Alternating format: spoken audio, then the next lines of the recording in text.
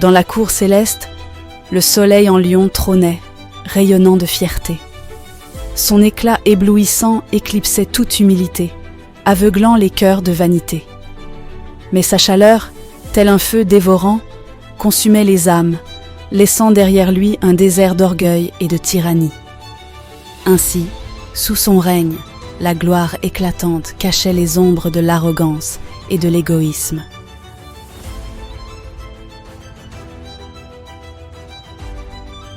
Bonjour à toutes et à tous, j'espère que vous allez bien. Merci à notre personnage principal d'avoir illustré par une très jolie histoire le sujet que nous allons aborder par la suite. Si vous souhaitez que votre histoire en rapport avec votre signe ou votre placement apparaisse dans la vidéo, n'hésitez surtout pas à me l'écrire. Voilà. Maintenant, trêve de bavardage, nous allons rentrer directement dans le vif du sujet avec le soleil dans le signe du lion. Alors, mes lions, je vous fais honneur, je vous mets en avant dans cette vidéo. En plus, je sais que vous appréciez ça, hein. Être au centre de l'attention, c'est votre dada. Je vous connais. Alors, si vous êtes lion vous-même, hein, puisque ça commence déjà par vous, ou si vous avez dans votre entourage des personnes qui sont lions, vous allez comprendre leur mode de fonctionnement. Voilà. Premièrement, les lions sont des individus qui ont une personnalité très égocentrique. Je vous explique pourquoi. Le lion est un signe par essence qui a besoin d'être au centre, tout comme le soleil. Vous allez voir, cet épisode va être très facile pour moi, parce que les deux ont des similitudes très fortes. Forcément, le soleil est en domicile dans le signe du lion. Donc j'en reviens à ce que je disais. Le soleil, le lion est égocentrique et très égocentrique. Enfin, en tout cas, les lions ont un caractère égocentrique, donc l'ego est très fort chez eux, parce que le soleil est au centre de l'univers. D'accord ? Le soleil est au centre de l'univers, donc les lions ont ce besoin constant, hein, ils ont ce besoin d'être au centre d'un groupe, d'être au centre de leur entourage. Parce que s'ils ne le sont pas, le soleil va faner. Donc il y a ce besoin d'être au centre pour que leur soleil puisse rayonner, hein, pour rayonner, partir du centre vers les autres. Hein. On en revient au système de la monarchie ou du roi soleil. Hein. Donc il y a ce côté où le roi, il n'y a qu'un seul roi, il n'y en a pas deux. Comme il y a dans le soleil un petit point, j'essaierai de vous le montrer, un petit point au centre qui montre vraiment que le point qui est au centre est vraiment concentré. Hein. C'est le point qui est source de création, d'une certaine même générosité. Et justement, le lion a un cœur, parce que oui, il a un cœur, c'est très généreux. Le lion est très généreux, malgré le fait qu'il soit un peu égocentrique, malgré le fait qu'il aime être au centre, malgré le fait qu'il aime, qu'il priorise toujours lui, entre guillemets, avant les autres. Un peu comme un bélier, mais c'est un peu différent. Le lion est très généreux. Très très généreux. Pourquoi il est généreux ? Parce que pour continuer à être au centre, pour continuer à diffuser ses rayons aux individus qui sont autour, il se doit d'être généreux. Si le lion n'est pas généreux, ce qui va se passer, c'est que petit à petit, les autres vont commencer à l'ostratiser comme un verso en fait, hein. Donc vont commencer à le mettre en dehors du groupe. Sauf qu'un verso, ça le dérange pas. Un verso, il est comme ça. Un lion, ça va être un peu plus compliqué. Parce que le lion a ce besoin d'être au centre, et donc, mais d'être au centre, mais il a aussi le besoin d'avoir l'admiration des autres, d'avoir le rayonnement. Il a besoin d'être admiré. Et pour être admiré, il faut être généreux. C'est une part indéniable.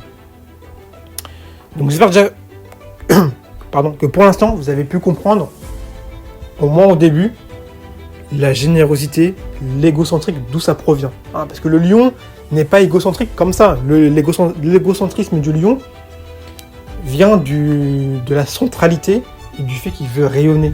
Et il veut diffuser ses rayons. Donc, il veut diffuser on en revient, enfin, on part sur mon troisième point.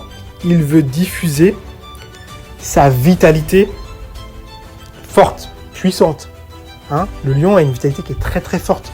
Ne pas oublier que le soleil, quand il arrive au mois d'août, donc dans le signe du lion, le mois d'août, qui est le mois le plus chaud de l'année, le soleil est très fort. Tous les natifs qui naissent en août ont une vitalité très puissante. Je dirais même supérieure. D'où le fait que le lion est un signe de royauté, oui, et qu'il est associé à l'or, hein, le métal le plus brillant du monde.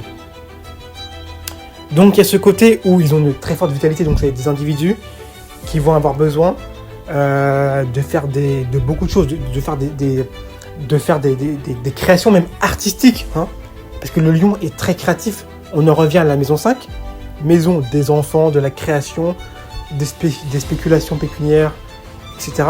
Donc il y a un côté qui est très créatif et très joueur chez le lion. C'est pour ça que souvent les soleils en lion sont des individus qui peuvent être entre guillemets, hein, je rajoute les guillemets, hein, un peu enfantins, un peu gamins. Ils aiment bien jouer. C'est des individus qui sont des adultes, mais ils ont toujours cet esprit un peu enfant en eux, cet esprit un peu joueur, hein, qui est très passionnant, hein, parce que ce sont des individus qui sont très passionnés, hein. Ils ont un esprit qui est très passionné, ils ont un cœur qui est très très créatif. Donc ils ont toujours ce besoin, si vous voulez, de jouer, de s'amuser, en tout cas de montrer toute la vitalité et toute la supériorité du soleil en lion. Ils sont également, alors ça, bon, c'est un point un peu plus négatif.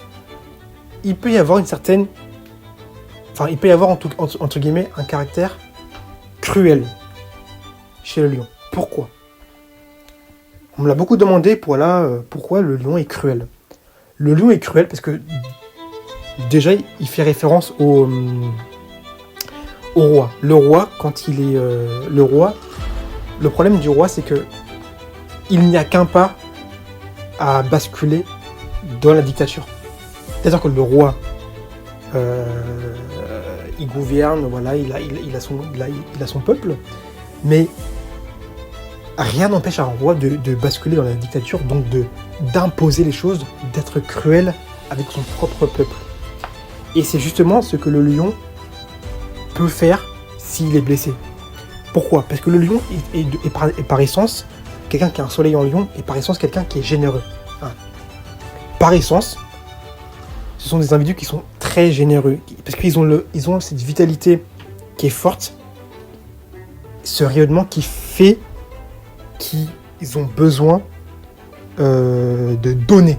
Hein, la vitalité est tellement forte, tellement supérieure, tellement passionnée en lion, qu'ils ont besoin d'être généreux. Mais que se passe-t-il si cette générosité est bafouée ? Que se passe-t-il si cette générosité est renvoyée d'un revers de main ? Ce qui va se passer, c'est que le lion va devenir cruel.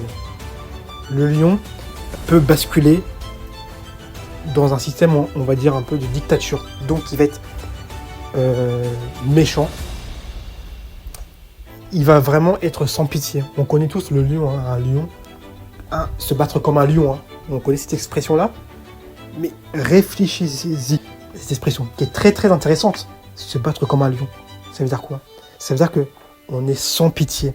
Et le lion, malgré la générosité, comme je vous l'ai dit, malgré la passion, malgré le fait qu'il soit quelqu'un de profondément créatif, si vous bafouez l'ego, parce que je vous l'ai dit au début, le lion est égocentrique, si vous bafouez, parce que l'ego est très important chez le lion, il est plus fort que tout. Hein. Donc si vous bafouez l'ego du lion, il peut être sans pitié. Oui, sans pitié. Voilà. J'espère en tout cas que vous avez pu apprécier mon contenu. N'hésitez pas à partager vos pensées par commentaire. C'est toujours un plaisir de vous lire. Et je vous dis à très bientôt pour de prochaines vidéos.